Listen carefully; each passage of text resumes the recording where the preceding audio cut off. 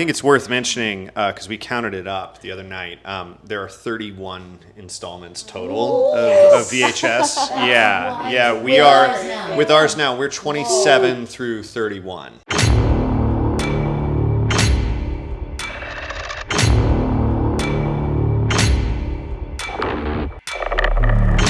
Greetings, creeps. Welcome to Fantastic Fest. We are here today with the VHS 85 team. Woo!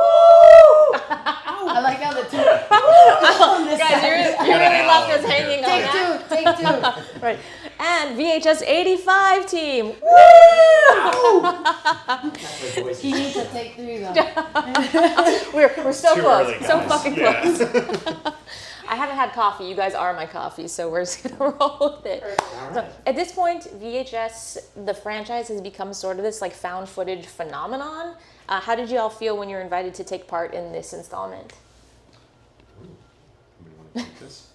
I was here from the beginning, so yeah. I like your story because it was a rebirth. It was. It's not every day you get a call from, in this case it was Josh Goldblum, the producer, who just out of the blue, I'd met him at Cinepocalypse back in 2018 when we released Domestics. And just, Mike, you got time for a call? I was like, yeah. And I knew he had just done 94. And I was like, oh my God. This isn't gonna be about that. He's just gonna ask like, how are you doing, man? What's going on? He wants to be friends. Exactly.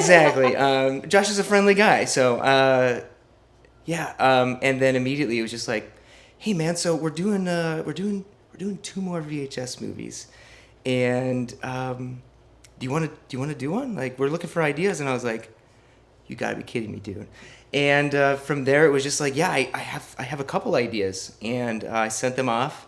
Had Josh and Brad and David here take a look at them, and there were two of the ideas that they liked, and he said, you can pick one. And I said, okay. And there was an idea that I had that was kind of weird, and I didn't know if I could make it into a feature or a short, and this was sort of the perfect opportunity to do it, and that is what ended up being in VHS 85. So, pretty awesome thing having this idea that sat on your computer for 3+ years, not knowing when it's ever going to get made, and then suddenly somebody says, "Make that." Just that doesn't happen that often. So, super cool. Really exciting to be a part of this whole thing. I was really terrified. I'm a filmmaker who really loves film language. I love having my toolkit and my color palette with all the colors inside of it. At the time, though, I think we all have most of our careers are made up of frustration, be it creative or political or whatever it is that we're dealing with. And this was one of those times. And Dave, I think his exact words were, "Consider it a fuck you movie." So I was like, okay, I can roll with that. Yeah. I was like, okay, I feel that I connect with that on a fundamental level. But I was really scared. I was scared of found footage. It was something I had never like really thrown myself into. But I have to say, by proxy of this being the third of the new trilogy and part of this long thing, it quickly became apparent that this was going to be an atypical VHS.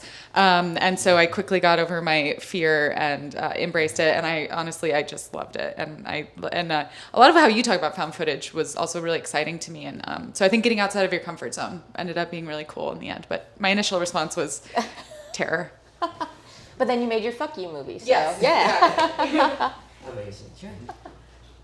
I love your guys' stories. That's awesome. Mine, well, I kidnapped the producer. No, I'm kidding. And so with mine, it's funny. Cargill, who wrote Dream Kill with Scott, he had seen, I think, either a tweet of mine or an Instagram story that he knew I was in LA for a different project. And Cargill called me, and he never calls me. It's just one of those, talented people on your phone that you're like, wow, I have their number, and I'll probably never call them.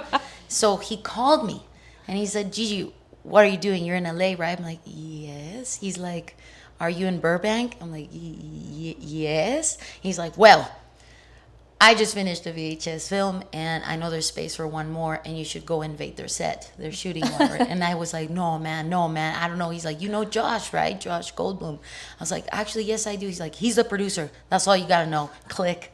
and no, for real. And so I texted Josh nonchalant saying, hey, man, let's be friends. Let's hang out. I haven't seen you since your festival. May I come visit the set? And so I completely crashed their set. I think it was Lotus was filming. That's his name, right? And I was like, Flying Lotus. I was like, oh God, So I completely just did the indie filmmaker move of, I have an idea, and he said, well, where's your script? I'm like, I'll come back tomorrow. And I came back a second time to the set and gave him this little document to keep, and it's the idea that's in the film now. And sure enough, he loved it from the moment he heard it. I just literally said Apocalipto, but found footage. What do you think? And so it was amazing. It definitely, sometimes you got to take that move, as scary it can be, like she said, but sometimes these are the types of projects that you have that freedom to share what's on your mind, and dreams come true. Hell yeah. Did you have that concept for a while, or like? No. As soon as Josh was like, do you got something? I'm like, well, what year is it? And I'll have something. And he told me right then, 85 came the next day or two, and gave him that. There was no other thing to do. As soon as he said 85, it clicked. You based yours on a historical event, 100%. An actual factual event, yes. Do you guys all have a favorite installment of the VHS franchise outside of 85? Safe Haven.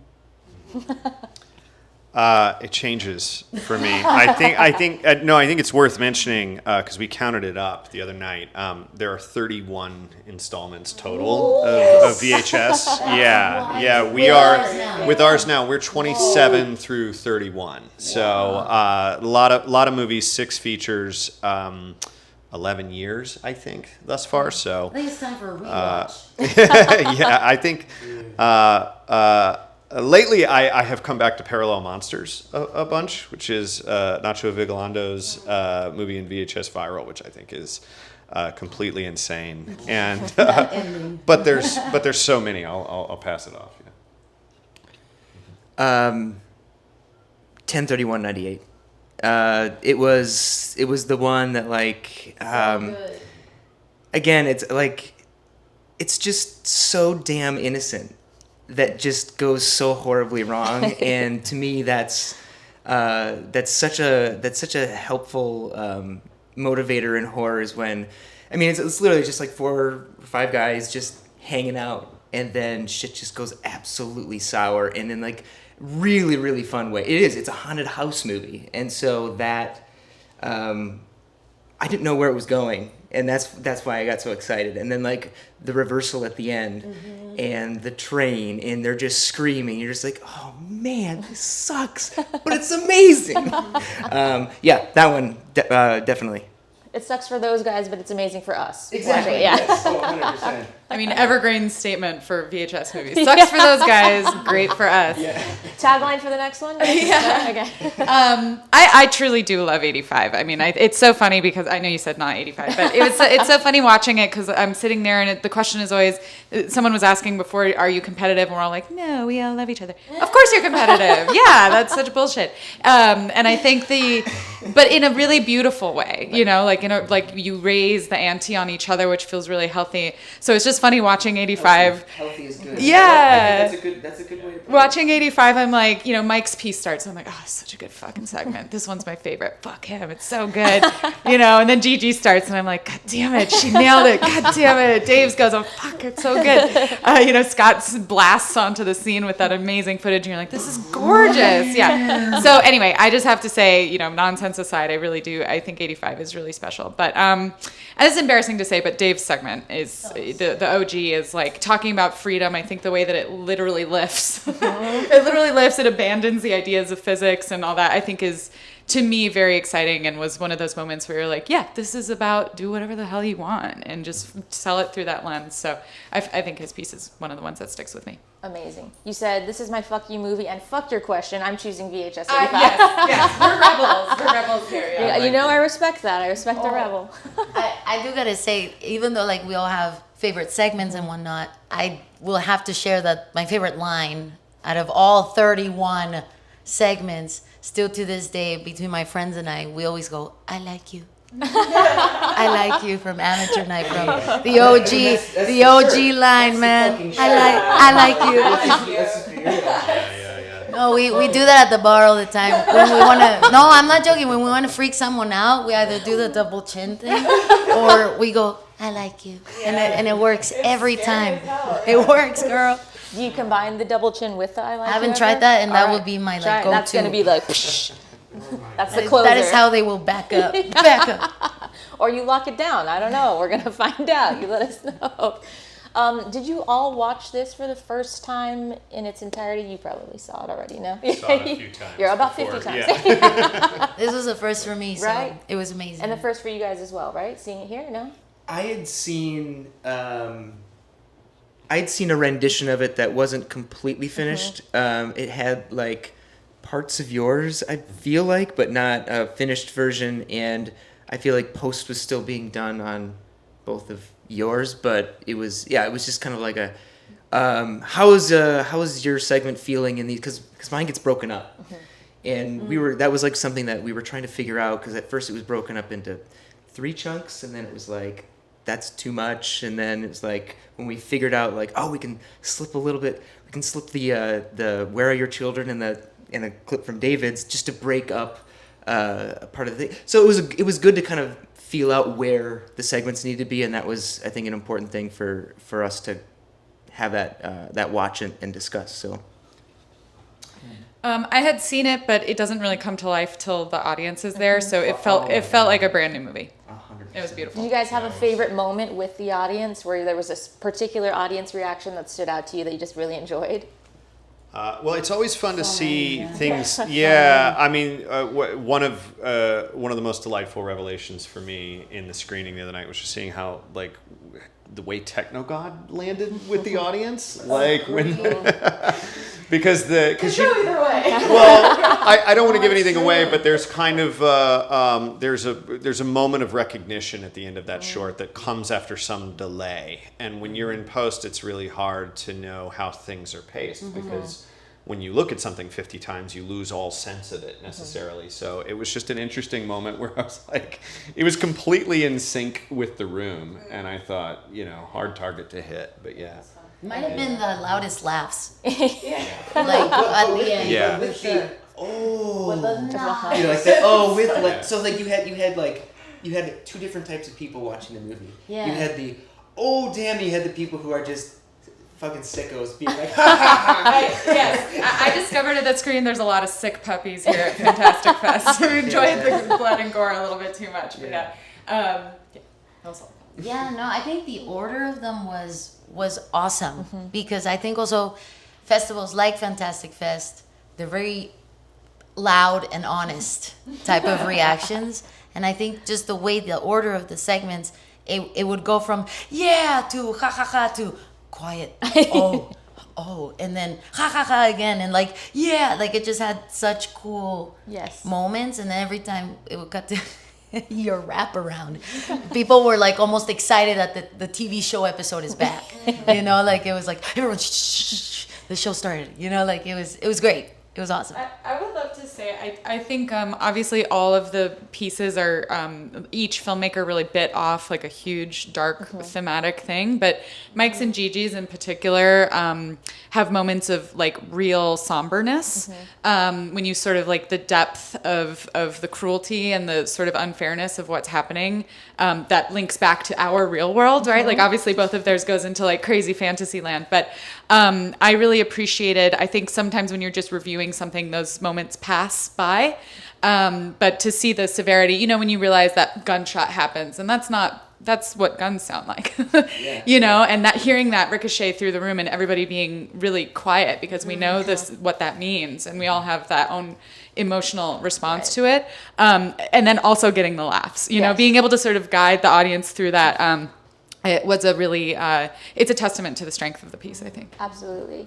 I do have to call out the wraparound because I feel like you're like, we'll see if it lands. The instant that it started, I was like, I grew up watching fucking like Hard Copy and A Current Affair, and you so completely nailed that vibe of it. And I was like, this is the shit that I would watch when I was a kid, you know, along with like Unsolved Mysteries and stuff. But you like completely captured that kind of feel of like that kind of journalism that was like a big thing at the time.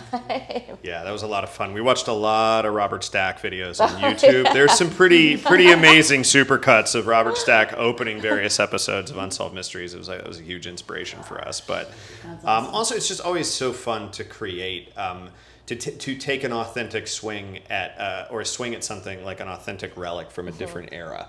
And because you've got this, you know, you've got something that you're mimicking in a way, but then it just ends up taking on a life of its own and getting weirder than that somehow. So that was a blast and something that felt adjacent to found footage, but still in the family, and that it's still this piece of like discovered media from a different time. But yeah. How's your Robert Stack impression? Because you've watched so much of it, I feel like you could probably do a pretty decent one. I stay as far behind the camera as I possibly can. But we had this, it was something that I think all the actors really, really embraced the era in a different way. But when you start mimicking interviews and you start mimicking like the tonalities that you found in a lot of those old episodes and stuff, you end up in some really funny places. Yes, it definitely had the energy of that. I was like, I feel like I'm actually watching something that I would have seen back then. I asked some of you this question on the red carpet, but not all of you. But do you remember like a particular VHS cover from the video store that maybe you weren't allowed to rent? So you kind of made up your own idea of what that story was. I feel like we all have that one that we kind of like latch onto and obsess over. Yeah, great question. The one that instantly comes to mind for me is Future Shock. Wait, did you have a Future Shock shirt on? Future Kill. Future Kill. And Okay. we have the same answer. Right. It's the fit with the hand. I've never seen the film. It's a weird ass movie. But it's also from 1985.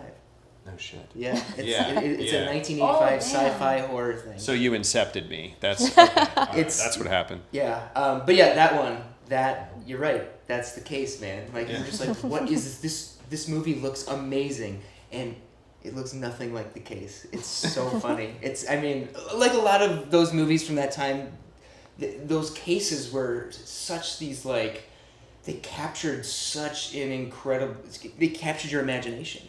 You immediately like whether to your point, whether you were allowed to watch those movies or not, you could make the movie in your head on the spot while you were in Mr. Movies right there. Amazing. Yeah. I also got to say, Extra was another one that I just looked at it and got scared. Yeah. Alien, red eyes, and it says, you know, not all aliens are nice, knowing full well that it's like, oh, so this is like the evil E.T. I was like, shit. There was all the iconic horror covers for sure. You're like, what's a pinhead? You know, like that shit was freaky. There was a life-size Freddy in my local video store, but he was like hidden in the back. So you didn't see him when you first walked in. It was like when you crossed a few aisles towards the horror section, he was just at the other end. And he scared the shit. That life-size Freddy really stuck with me for many, many years. Did you have a concept of what Freddy was, or you just knew him as No, like, he was creepy? just a terrifying, scary-looking thing with a maniac smile. Yeah. But yeah, that life-size Freddy really fucked me up. In the video store. Oh, yes. I mean, well, I wasn't born in the 80s, but I come from a really, as you know, very Catholic Mexican household. Yeah, so I was not allowed to watch anything of that, like nothing. And I would, on purpose, go and walk the horror aisle at Blockbuster. It was my favorite thing to do and make up stories for everything. And the one that actually was the one that made me go into horror. For some reason, Child's Play 2, Chucky cutting another doll's head to me was like the same as the cartel news that we see all the time. It was like too much. Then I remember always just that one. It was almost weird in my head. How can another toy do that to another one? Because Toy Story is a shit, you know? And so, I mean, yeah, I a lot of people know this, but yeah, I stole it. You stole it? I sure did. Oh, no, hold on. Mexicans, we don't steal, we borrow for a long time. So I borrowed it. I was 8. And that was the first horror movie I've ever seen. And I think I only got through 40 minutes of it. And that experience of fear was the first for me. And it was Have you since finished it? Have you watched Oh, it? yeah. Okay. It's still, Chucky's still, a bad mofo. But yeah. It's not your fault that Blockbuster shut down. You couldn't return your videotapes. I never could. Never could. That's a lot of money I owe That's them. a lot of late fees, They right? probably would have been able to bring back Blockbuster if I paid that back. Yeah. As being a writer for Fango, were you allowed to watch horror movies when you were little? Yeah, what's your origin I story? absolutely Yeah. was not. That's why I grew up too. My origin story is I was too young. Very quickly, I was too young to watch it. I grew up on like Universal monster movies and Twilight Zone. That's what I was allowed to watch. Yes. Yeah. Absolutely. Then That's awesome. Made for TV, It was airing, and I like begged my parents to let me watch. They figured it's on TV. You can probably go ahead and watch this. I watched the first part, scared the shit out of me. Next day, I had to like take the laundry down to like the second floor or whatever, and I was like terrified. And my mom was like, "If you don't do this, you're not going to be allowed to watch horror movies anymore." And I still had part 2 to watch, obviously. So I was like, "Fuck." Take it down, throw the laundry, like fucking hightail it back upstairs. As I get to the landing, there's a fucking clown waiting for me, and I like froze and was like, "There's my dad in a clown wig and a fucking clown nose, like an asshole." And I like froze, screamed, and then went running up the stairs. And my mom was like, "What the fuck?" And I go jumping into her arms, and then my dad comes around the corner with his fucking clown getup. My mom was like, "Oh my god." Wow, Dad is a legend. Wow. Legend status. Round of applause. And this is what you get when that. But that's what happens. Yeah, exactly. You have to traumatize your children Yes. in order for them to get They to need it. to know what's out there. 100%. Wow. You heard it here. Traumatized kids. Keep it going.